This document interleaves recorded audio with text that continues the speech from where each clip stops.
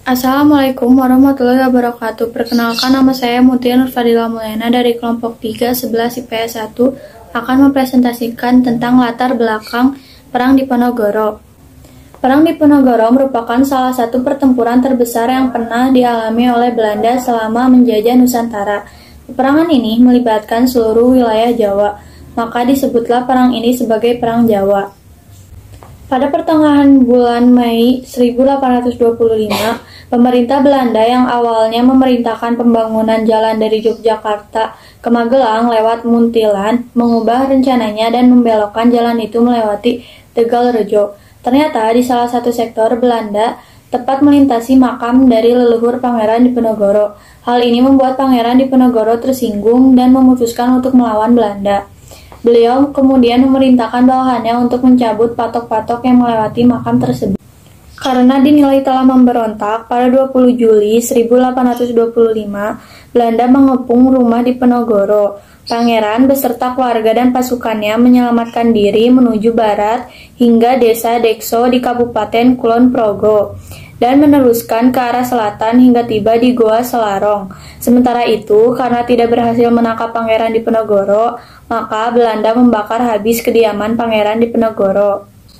Setelah penyerangan itu, dimulailah sebuah perang besar yang berlangsung 5 tahun lamanya.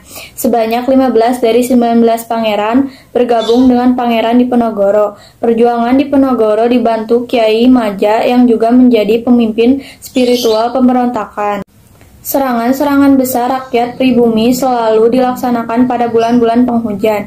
Penyakit malaria, disentri, dan sebagainya melemahkan kondisi fisik, bahkan merenggut nyawa pasukan Belanda.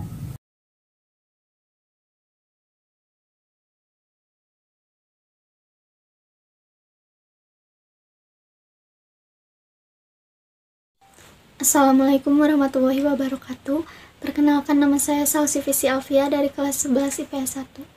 Di sini saya akan mempresentasikan tentang strategi Perang Diponegoro. Dari pihak Indonesia, Pangeran Diponegoro memakai sebuah taktik yang diberi nama Perang Gerilya.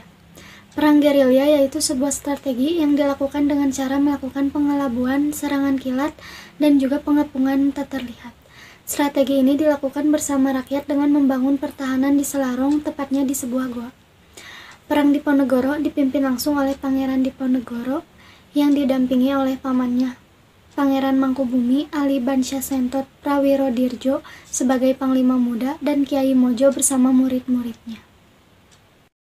Strategi militer yang diterapkan Pangeran Diponegoro mampu membuat Belanda kalang kabut. Strategi yang sering digunakan adalah bekerja sama dengan alam sebagai senjata tak terkalahkan. Misalnya, bila musim penghujan tiba, gubernur Belanda akan melakukan berbagai usaha untuk gencatan senjata dan berunding. Sebab hujan tropis yang deras membuat gerakan pasukan Belanda terhambat.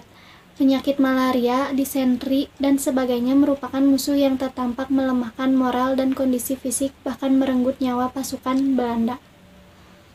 Berikut ini beberapa strategi Perang Diponegoro.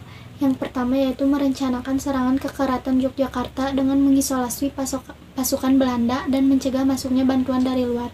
Kemudian mengirim utusan kepada para bupati dan ulama agar bersiap melawan Belanda. Yang ketiga menyusun nama bangsawan yang dinilai sebagai mana lawan dan mana kawan. Yang keempat membagi wilayah perang dan pertahanan. Pangeran Diponegoro berhasil menaklukkan banyak kota, di antaranya Yogyakarta, Surakarta, Banyumas, Pekalongan, Rembang, Jawa Timur, dan lainnya. Sementara itu, dari pihak kolonial yaitu Hendrik Marcus Baron de Kock yang merupakan seorang militer, menteri, dan senator Belanda menerapkan strategi militer yaitu benteng stelsel.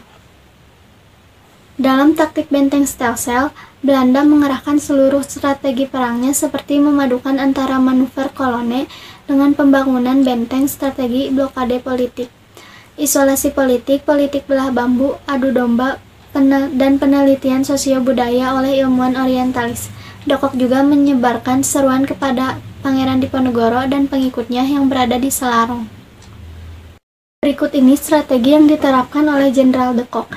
Yang pertama yaitu membuat persekutuan dengan Sunan Surakarta dan Mangkunegoro. Yang kedua, merebut sasaran strategis yaitu Yogyakarta. Yang ketiga, mengamankan jalur komunikasi darat. Yang keempat, membebaskan daerah-daerah milik kesultanan seperti Serang, Ngawi, dan Madiun. Yang kelima, membebaskan daerah-daerah milik pemerintahan Hindia Belanda di Demak, Rembang, Jabarangka, Banyumas, Kedu, dan Bagelan sampai batas Sungai Bogowonto. Yang keenam, memanggil pasukan-pasukan yang beroperasi di luar Jawa dan menetapkan garis awal di beberapa pelabuhan pendaratan di pantai utara. Yang ketujuh, merengkut mata-mata perang untuk mencari informasi tentang lawan.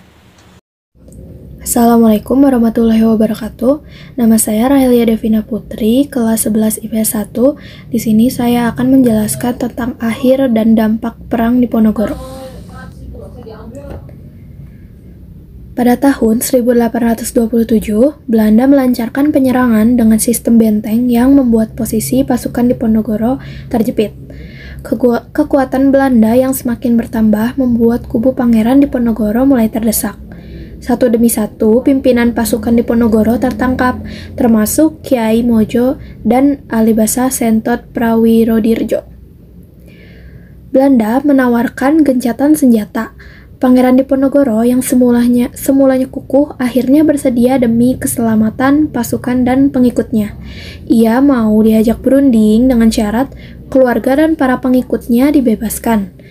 Lalu pada tanggal 28 Maret 1830, Pangeran Diponegoro ditangkap dan diasingkan oleh Belanda.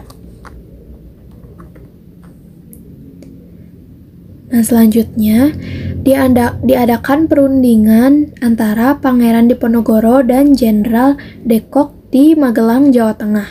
Rupanya ini itu taktik licik Belanda. Nah, Pangeran Diponegoro yang tidak bersenjata pun justru ditangkap. Nah, ditahannya Pangeran Diponegoro otomatis membuat Perang Jawa yang melelahkan telah berlangsung selama 5 tahun ini berakhir dari tahun 1825 sampai 1830. Untuk menghadapi Perang Diponegoro, Belanda harus menarik pasukan yang dipakai untuk perang dari Sumatera Barat. Pada saat itu, Belanda juga sedang menghadapi perang besar yaitu Perang Padri.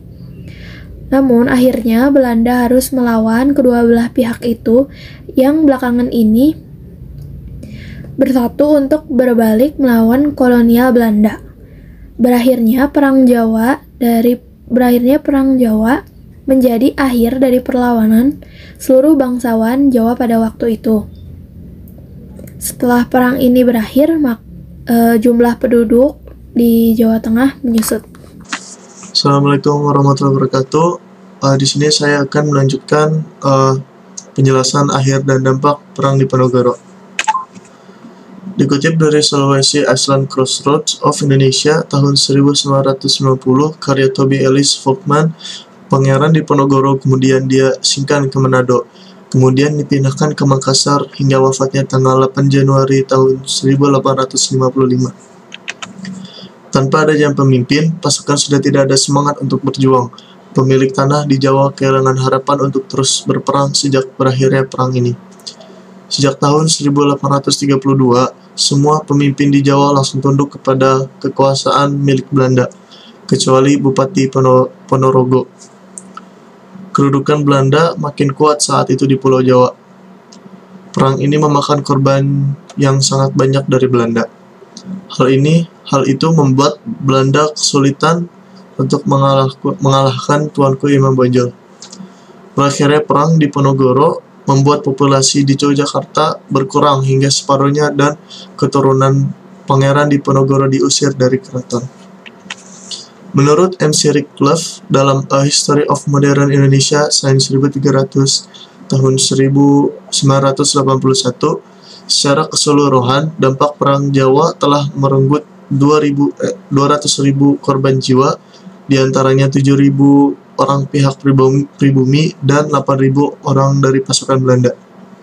Perang Jawa sangat melatihkan bagi Belanda dan menguras banyak sumber daya, termasuk pasukan dan uang atau pendanaan yang menyebabkan pemerintah kolonial mengalami krisis keuangan.